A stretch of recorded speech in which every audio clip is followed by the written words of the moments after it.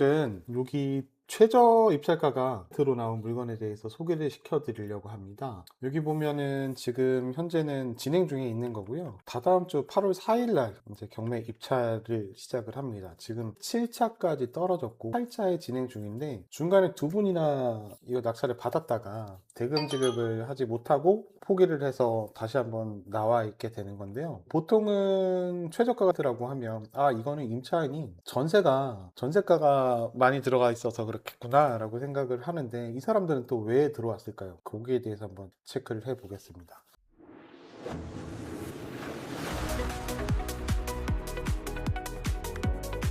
여기는 일산 서구 일산동에 있는 도시형 생활주택 다세대 빌라라고 할 수 있는데요. 여기 이제 건물 면적이 63제곱미터니까 우리가 알고 있는 면적으로 따지면 한 27평, 26평 이 정도 된다고 보시면 되세요. 여기가 채권자가 쩐 땡땡땡땡 이 분이시고 채무자가 지 땡땡분, 소유자도 지 땡땡분 외로 되어 있는데 이분 같은 경우에는 채권자가 개인, 그러니까 외국인이죠. 개인인 것 같으니까 전세권자일 가능성이 크게 생각이 듭니다. 전세권자가 전세 금액이 여기 밑에 보시면 2억 8천, 900이 2억 8천이니까 전세 금액이 2억 8천인데 2억 8천인데 왜 여기를 들어왔을까?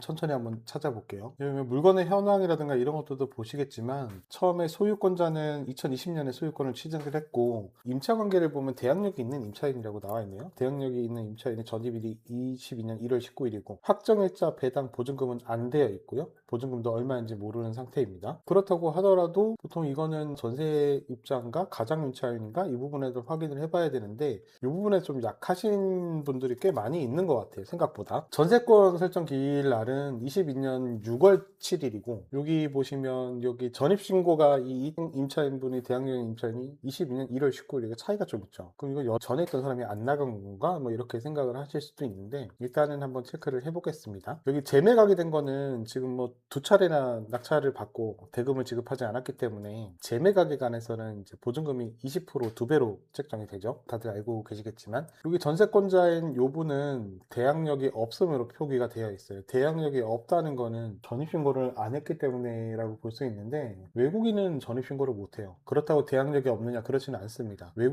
외국인 거소 등록이라든가 거소 신고를 하게 되면 똑같이 전입신고랑 같은 효과를 나는데 이걸 동사무소에서 갈 때 우리가 그냥 전입세대 열람거든요. 받을 수 있는 게 사실 전입세대 열람이랑 확정일자 부여 현황이랑 이렇게 두 가지가 있는데 확정일자 부여 현황은 확정일자를 신고한 사람들한테만 나오는 거고 전입세대 열람은 그때부터 지금까지 있는 전입자에 대해서 다 나와 있는 거라서 전입세대 열람은 경매인이라든가 임차인, 뭐 임대인 이해관계자는 받을 수 있고 확정일자 부여 현황은 이 경매지만 갖고서는 받지를 못합니다. 확정일자 부여 현황보다는 중요한 게 전입세대 열람이기 때문에 이거를 이제 꼭 체크를 하셔야 되고요. 여기 보시면 2억 8천 중에서 배당받으면 나머지 부분은 소멸이 예상된다 라고 표기가 여기 경매지로 되어 있네요. 여기는 대항이 없지만 그러면 전에 있던 집주인이라든가 집주인 관계자가 안 나가고 전입이 되어 있고 이 사람은 전세권자인데 전세권으로 기한 경매를 겠을 경우에는 전세권이 소멸이 되거든요. 못 받아도 그냥 나가리 못 받습니다. 이거 모르고 신청하시는 분들도 꽤 계시는데 대항력이 있어야지 그 대항력을 기해서 나머지 못 받은 배당금을 받을 수가 있어요. 대항력이 없다고나 표기가 되어 있는데 일반적으로 이 부분을 확인하기 위해서는 전입세대 열람 말고 외국인 등록 현황이라고 있어요.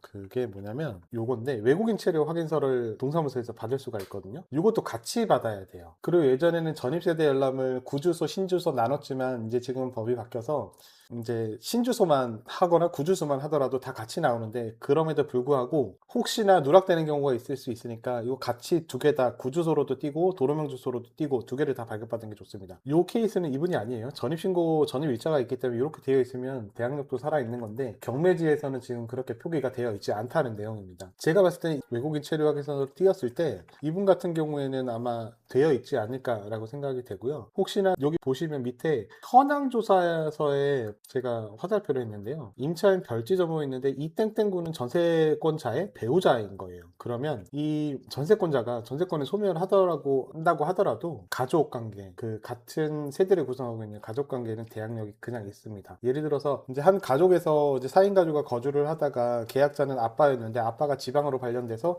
어쩔 수 없이 지방으로 오피스텔을 해서 빠져나갔는데 나머지 부부인이라든가 가족들은 다 되어 있으면 마찬가지로 대항력이 계속 유지되는 걸로 보기 때문에 이 금액 자체가 이 대항력이 있는 이 이땡땡 배우자죠. 대항이 있기 때문에 이 순위를 확인해 보면 확인이 가능해요. 그리고 여기에서 그 이후에 순위가 없었기 때문에 이 압류권자 임차한 이후에는 깨끗한 상황이었기 때문에 선순위 대항력 확보하고 있습니다. 이거를 간과하고 있었던 거죠. 명세서를 보면 명세서에 나와 있는데 여기 되게 자세하게 나와 있어요. 뭐 20%고 관리비가 뭐 얼마 미납이고 뭐 미납될 수 있고 설정된 것으로 본 것도 있다. 근데 여기는 저도 이상한 게 그 부분 외국인의 부분 대해서는 이거를 아예 띄지를 않았더라고요. 그렇다고 하더라도 요 표시만으로 일반인들은 다 경매를 조금 하신 분들은 다 알 수 있다고 생각했기 때문에 그랬던 것 같아요. 등기부등본을 그래서 띄어서 보면 등기부등본은 여기 일산동에 있는 부분이 나오는데 등기부등본에는 권리관계가 나와 있기 때문에 이거를 확인해야 돼요. 지금 있는 채무자죠. 이 지땡땡 요분은 요때 20년 2월 7일 날 잔금을 치렀다고 보시면 되고 등기 원인일은 18년 9월 19일이에요. 건축문제랑 떼어봐야 알겠지만 요때 분양을 받고 이때 입주를 했다고 보통은 생각이 되고 이분은 한 2년 정도 후에 이때 하면서 바로